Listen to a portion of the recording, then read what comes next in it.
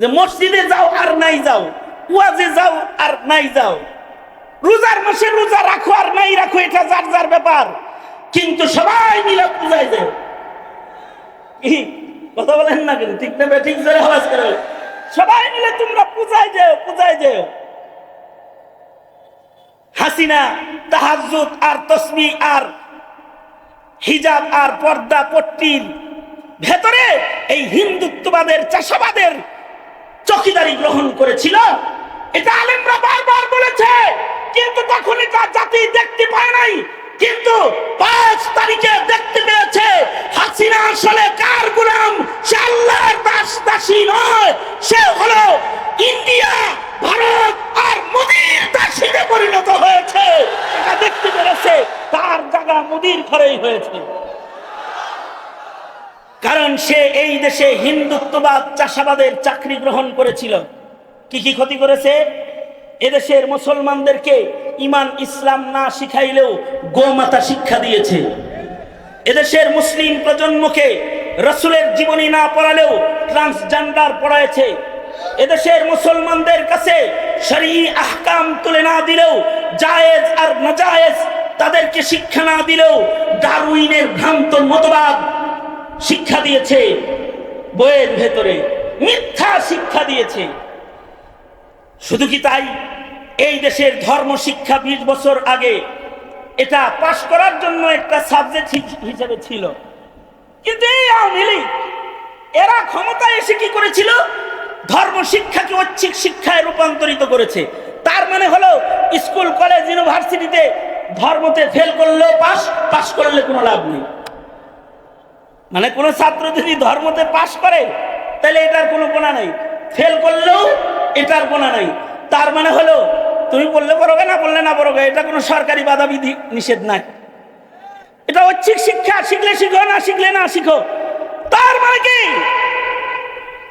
দ্বিতীয় বৃহত্তর মুসলিম দেশের সরকার হয়ে দেশের শিক্ষাঙ্গনের ভেতরে যদি ধর্ম শিক্ষাকে ঐচ্ছিক শিক্ষা হিসাবে বসায় রাখে, তার মানে হলো ধর্ম থেকে নতুন প্রজন্মকে দূরে সরায়া তারাই আমাদের মুসলমানের মাটিতে তারা ভিন্ন ধর্মের চাষাবাদ করতে চায়, চাষাবাদ করতে চায়। এটা সুস্পষ্ট দেখা যায়। আলেম ওলামারা আন্দোলন করলো, শাপলায় গণহত্যা হলো, 20-21 আন্দোলন হলো, মোদিকে সাধুবাদ জানিয়ে ইস্তেকবাল দিয়ে আমার দেশে আনা হলো। আলেমরা টের পেয়ে মোদির আগমন বিরোধী আন্দোলন, মোদি বিরোধী আন্দোলন করলো। এই মোদি বিরোধী আন্দোলনে হাজার হাজার আলেমকে জেলে তালাবদ্ধ হতে হলো গোলাম সহকারে। মামুনুল হককে তার চরিত্রের উপরে আঘাত করা হলো। এদেশের বহু আলেমকে মিথ্যা মামলা দিয়ে নির্দোষ মাসুম প্রকৃতির আলেমদেরকে জেলখানায় আটকে রেখে শহীদ করা হলো, মেরে ফেলা হলো। যে আলেমে দ্বীন জেলখানায় শাহাদাত বরণ করলো। এই নগ্নতা যখন জাতি টের পেল, এই হাসিনা থাকলে তো দেশটা দিল্লির দাসের কাছে থাকলে এটা ভারতের ভূখণ্ডে পরিণত হবে, এটা যখন জাতি টের পেল, জাতির সচেতন ছাত্র জনতা রাজপথে নেমে আসলো। তারা ঐক্যবদ্ধ বিপ্লব করলো। যেই বিপ্লবে জুলাইয়ের আন্দোলনে নতুন স্বাধীনতা জন্মগ্রহণ করলো, সেটা হলো জগদ্দল পাথর হাসিনা খেদায়ে দেশকে ভারতের দুঃশাসন মুক্ত করার স্বাধীনতা। ঠিক কিনা জোরে বলেন? 71-এ হয়েছিল পাকিস্তানি হানাদারদের জুলুম আর অত্যাচার থেকে জাতিকে রক্ষা করার স্বাধীনতা। আর এই 24-এর আন্দোলন হয়েছে, জুলাইয়ের আন্দোলন হয়েছে এদেশের মাটিকে ভারতীয় আগ্রাসন থেকে রক্ষা করার স্বাধীনতার আন্দোলন। এই আন্দোলনে এদেশের যুব সমাজ ও ছাত্ররা অংশগ্রহণ করলো। ছাত্রদের রক্তের বিনিময়ে এদেশ দ্বিতীয়বার স্বাধীন হলো। আর হাসিনা হেলিকপ্টারে চলে নিজের ঘরে নিজের বাড়িতে চলে গেল, দিল্লিতে চলে গেল।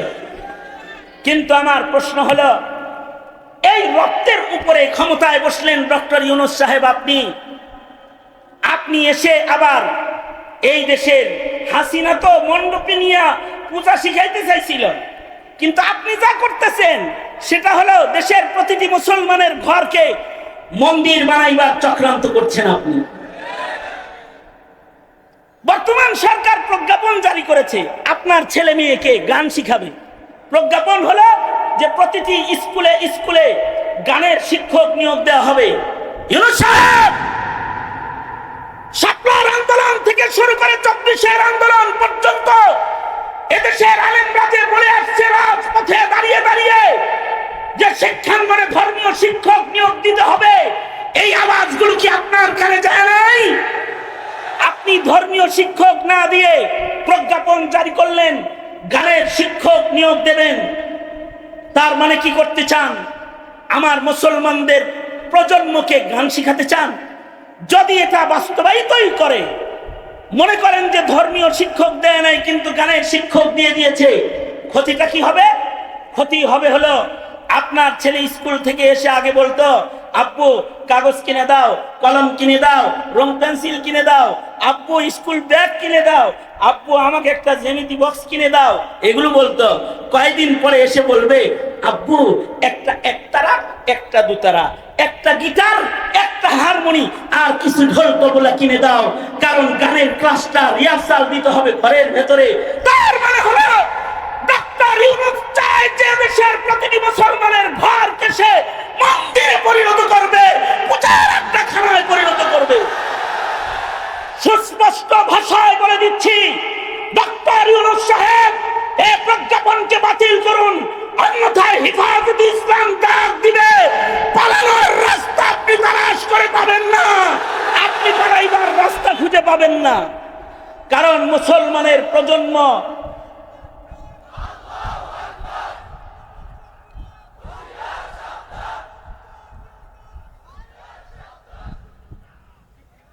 শোনেন, এগুলো আমাদের দাবি না, এগুলো আগামীর ভবিষ্যৎ প্রজন্মকে তাওহীদবাদী রাখার জন্য, তাওহীদবাদী রাখার জন্য প্রতিটি মুসলমানের দাবি। ঠিক না? ঠিক করে আওয়াজ করে বলেন। সুতরাং আমরা চাই এই প্রজ্ঞাপন বাতিল করে দিন। আমরা নতুন করুন শাপলা দেখতে চাই না, কোন সরকারের কাছে সংঘর্ষে আমরা রাজপথে দাঁড়াতে চাই না। তবে আমাদের কাছে কিন্তু জীবনের চেয়েও ধর্মের ইমানের দাম বেশি। বারবার ইমতিহান আমাদের নেওয়া হয়েছে, আমরা গর্দান দিতে জানি, জান দিতে জানি, ইমান ইসলামকে নষ্ট করতে আমরা দিতে জানি না। আমরা জীবনের বিনিময় হলেও ইমান ও ইসলামের পতাকাকে জমিনে তুলে ধরবো ইনশাআল্লাহ। এখন জাতীয়ভাবে সময় এসেছে ইসলামের পক্ষের শক্তিকে আগে বাড়াইবার। এখন যারা রাজনীতি করবে ভবিষ্যতে, তাদেরকে আপনাদেরকেই সিদ্ধান্ত নিতে হবে কাকে পাঠাইবেন।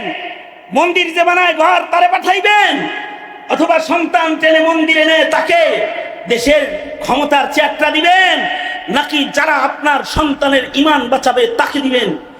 এই ফয়সালা একান্তই আপনার। তবে আমি মুসলিম হিসাবে আহ্বান জানাই, কেউ যদি ভোটের বাক্স নিয়ে আসে তাকে বলবেন, কি ক্ষমতায় গেলে তোমার ইশতেহার কি? তোমার ইশতেহারটা কি? তুমি কি আমার সন্তান নষ্ট করার ইশতেহার লয়ে আইছো, নাকি সন্তানের ইমান বাঁচানোর ইশতেহার লয়ে আইছো? এখনকার নেতারা ক্ষমতায় যাবে তো ইলেকশনের আগে বিভিন্ন ধরনের নির্বাচনী ইশতেহার নিয়ে হাজির হয়। ইশতেহারগুলোর রং থাকে এরকম, ব্রিজ করে দিব, এই নদী আর ওই নদীর মাঝখানে প্রশস্ত ব্রিজের মাধ্যমে এলাকার গণসংযোগ সুন্দর করে দিব, গ্যাস এনে দিব, বিদ্যুৎ নিয়ে দিব, ঘরে ঘরে বাতি জ্বালায় দিব, ডিজিটাল করব, এগুলো থাকে ইশতেহার। কিন্তু হাফিজ হুজুর রহমতুল্লাহ আলাইহি তিনি নির্বাচন করেছিলেন, ওনার নির্বাচনী ইশতেহার ছিল, আমি প্রেসিডেন্ট হলে ৬৮,০০০ গ্রামে ৬৮,০০০ মাদ্রাসা করে দেব। তা এটা কি জন্য দিছিল এই ইশতেহার? এই ইশতেহার ছিল হলো ৬৮,০০০ গ্রামের মুসলমানদের ইমান বাঁচানোর ইশতেহার। ঠিক কিনা? জোরে আওয়াজ করে বলেন, আরো জোরে আওয়াজ করে জোরে চিল্লায় বলেন, ঠিক না? ঠিক জোরে বলেন। এটা ছিল ইমান বাঁচানোর ইশতেহার। এখন যারা ক্ষমতা আসতে চায়, আমি বলবো তাদের ক্ষমতার ইশতেহারে আসতে হবে এই দেশে ইসলামী মূল্যবোধ প্রতিষ্ঠার প্রতিজ্ঞার ইশতেহার হতে হবে। দেশের কওমি মাদ্রাসার আলেমদের ইজ্জত আজমত